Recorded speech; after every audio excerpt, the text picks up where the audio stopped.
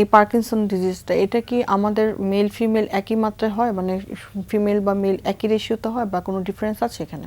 মেলদের একটু বেশি হয়, 1.5 গুণ হয়। সো ধরেন 150 জন মেল হলে ফিমেল হবে 100 এটার জন। কি কোনো তার কারণ আছে, বা এটা কি কোনো কারণ বের করা গেছে যে কেন না, এটা মেলদের বেশি ও হচ্ছে? আরেকটা কথা, ওই যে ক্ষয়টা হয় না, ওই ক্ষয়েরও কোনো কিন্তু এখনো সায়েন্টিফিক কারণ বের হয়নি। বের হয়নি। সো 86% ক্ষেত্রে ওই যে ব্রেইনের যে ক্ষয়টা, এই ক্ষয়টার কারণ এক্স্যাক্টলি এখনো রিসার্চ চলছে অনেক, গলদঘর্ম পরিশ্রম চলছে, কিন্তু এখনো অবধি পাওয়া যায়নি। এই জন্য ওই যে ক্ষয়টা হয় না, ওই ক্ষয়কে বলে যে ইডিওপ্যাথিক, মানে আমি জানি না এখনো।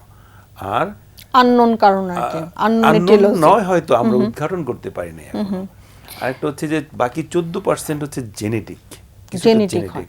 মানে তার মানে হচ্ছে যে যদি বাসায় বাবার থাকে বা মার থাকে, তাহলে বা সন্তানের হওয়ার সম্ভাবনা থাকে 14% ক্ষেত্রে, কিন্তু এখনো ওই কোন জিন দিয়ে হয় তাও আবিষ্কৃত হয়নি। তবে ওই যে 14% জেনেটিক কেসগুলো সাধারণত হইতে হলে সিমটমটা 15 বছর বয়সে হতে, 15, 20, 10 বছর এই সময়টাতে আসতে পারে, মানে অনেকে বাচ্চার বয়স যখন 15 বা 20 হয়, এই অ্যাডোলেসেন্স পিরিয়ডটাতে বেশি হয়। So, যদি স্যার এটা আমরা এখানে আমরা একটা প্রশ্ন রাখছি, যদি বাসায় ফ্যামিলি মেম্বার আছে পজিটিভ এবং 15 থেকে 20 বছর বয়সে কিছু ধরনের এরকম দেখা যাচ্ছে, তখন কি আসলে ইমিডিয়েটলি কি করা উচিত, মানে ডক্টরের কাছে আসা উচিত বা কি করা উচিত? ডেফিনেটলি এটা চেক ইট আউট করা উচিত যে হ্যাঁ কি হচ্ছে তার। কারণ কাঁপুনি অল্প বয়সে হলে এটা ডিফারেন্সিয়েট করতে হবে এটা কোন ধরনের কাঁপুনি।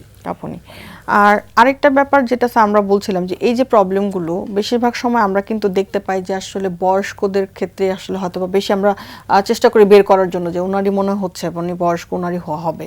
এটা কি সবসময় সঠিক কি না স্যার? আপনি জানতে চাচ্ছেন কোন বয়সে হয়? কোন বয়সে বেশি হয়? পার্কিনসন্স ডিজিজ সব বয়সে হতে পারে। ওই যে বললাম যে জেনেটিক কজগুলো 10, 15, 20 বছরের মধ্যেই সিমটম প্রকাশিত হয়ে যাবে।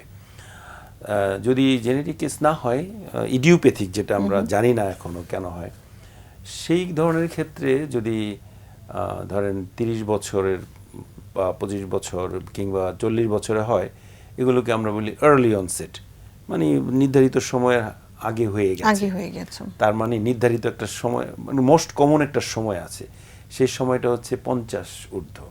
সো 45 অ্যাবাভ 50, এই মোস্ট কমন কেজের ক্ষেত্রে 55 to 60 is the most common age.